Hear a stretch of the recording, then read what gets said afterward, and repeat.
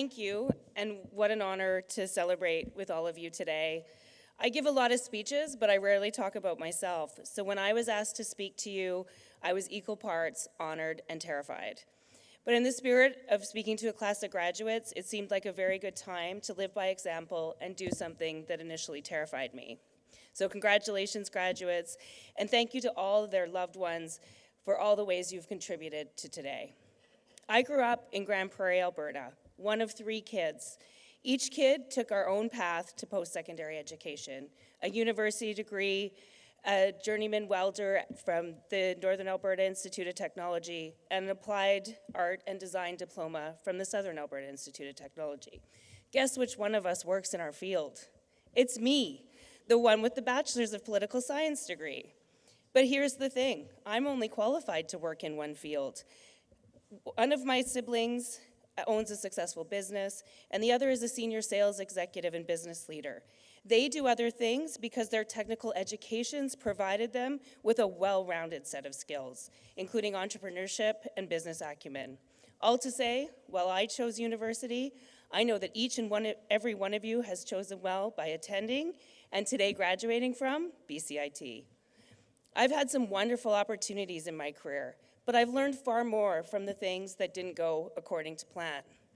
At 34, I became Deputy Chief of Staff to the BC Premier. At 36, I left the job in a cloud of controversy.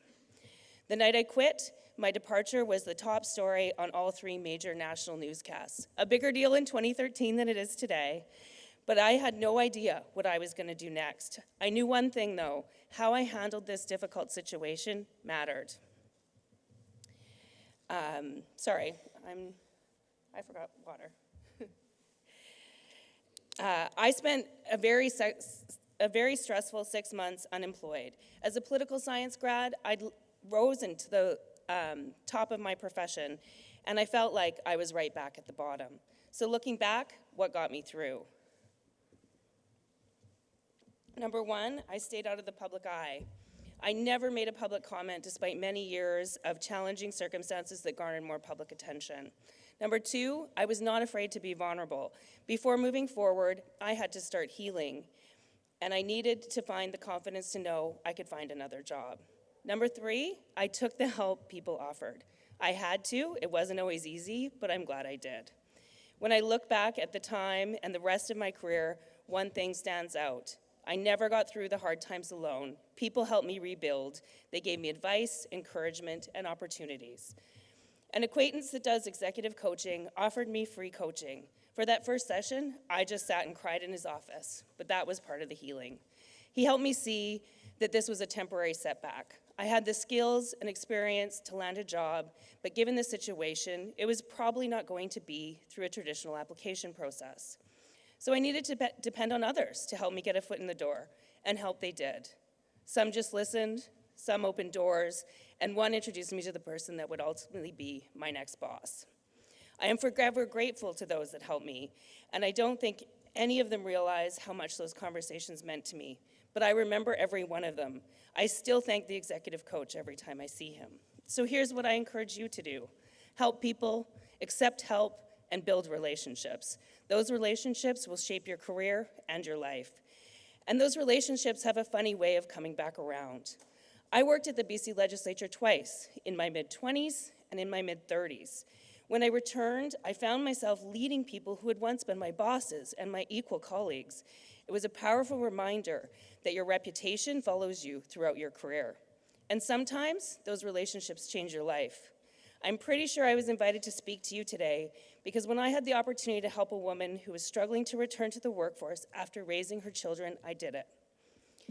It wasn't the best job, but I told her, it's the one we have, we promote from within, and good people get promoted quickly. She didn't need support on the job, she needed someone to give her a chance. She got the job, and she excelled. Today, she is a senior leader here at BCIT. She didn't need someone to do the job for her. She just needed someone to give her the first opportunity. For me, this is a reminder that careers can change, and some of you have probably already lived that. Maybe that's what brought you to BCIT. We all need to find opportunities, and that is why I feel so strongly in paying it forward, but also paying it backwards. Still, as I've risen in my career, I always try to say yes when someone asks me for career advice or an information interview, and my hope is that when it's your turn, you will say yes too. Careers can be unpredictable, often in good ways though. I could have never predicted that my career would eventually lead me to become the CEO of COFI, or the BC Council of Forest Industries. Today, I have the privilege of representing the industry that literally built British Columbia.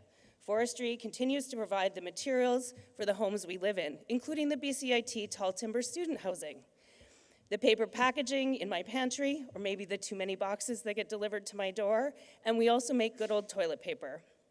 Looking out at this graduating class, I know many of you will spend your careers doing exactly the same thing as the forest products sector, building. Some of you will build buildings, some of you will build businesses, some of you will build communities, and some of you will build opportunities for other people.